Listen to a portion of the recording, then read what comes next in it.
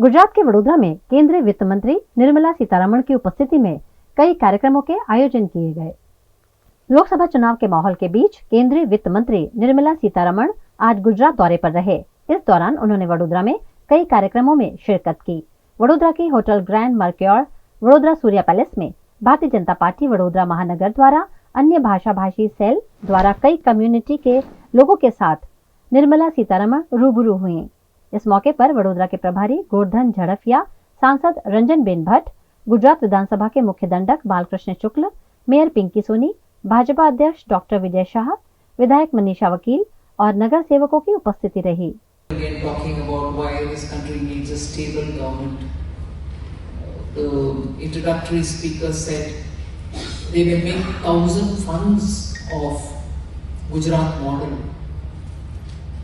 I don't want to decry the states from which all of us come. I don't want to say that they are not doing them at all. There are good features in all the states. But sometime when you see deterioration, we're all remembering days of, well-endowed Karnataka doing well, becoming the Silicon Valley of the country. Well-endowed Tamil Nadu being leaders in industry and education. Kerala standing out as one of those very, very dynamic people who are willing to go any part of the country, any part of the world and keep their cultural identity intact but contribute to the place where they go. Andhra stood out for science education. It changed the very template of Indian youth, moving from all kinds of courses which they still do, but that moving towards engineering and software skills, which just before the year 2000 gave us the lead advantage into the tech era. There was a time when in my childhood I heard of Andhra students going to Banaras University, and there were quite a lot of them there. So like that, and Hyderabad today stands out for pharmaceutical, stands out for IT hub. So none of our states or Maharashtra or that part of Konkan, there's nothing that we want to decry about their achievements.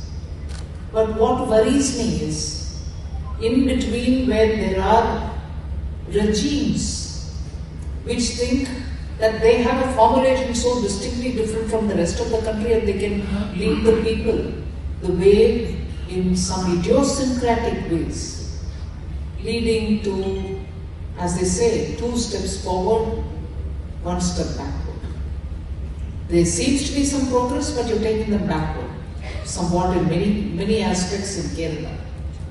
Tamil Nadu, you heard Mr. Iyer speak. Unnecessary aggression against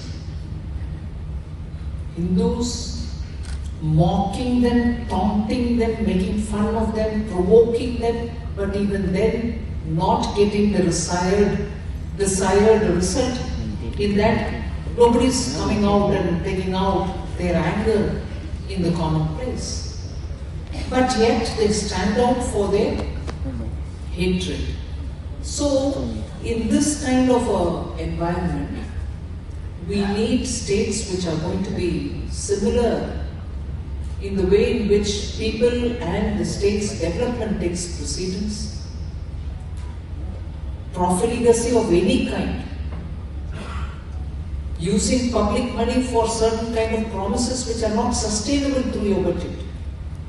These are costing heavy for states. And then they also take a very politically skewed argument of, central government is not giving me money, otherwise I would have run my state the way I wanted. You give promises which are unsustainable. So somewhere, for all the advances southern states made, today we see them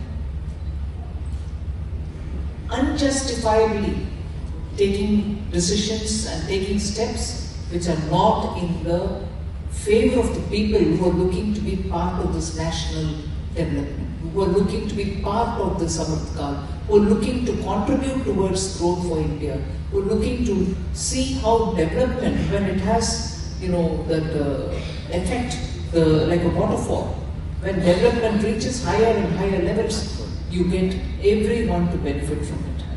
Today, that's not the case in many of the southern states. A very regressive kind of narrative is being set up, and that is what is making all of us very worried and concerned, particularly you who are seeing it here in Gujarat, the rapidity with which development is taking place, which is benefiting everybody. There is just no need for samatvam to be spoken, that kind of a social engineering which Tamil Nadu claims.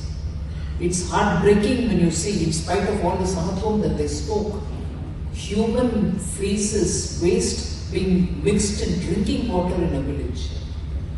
Honor killing happening in villages. So violence against castes and oppressions are no less in spite of 70 years of so-called, progressive rule.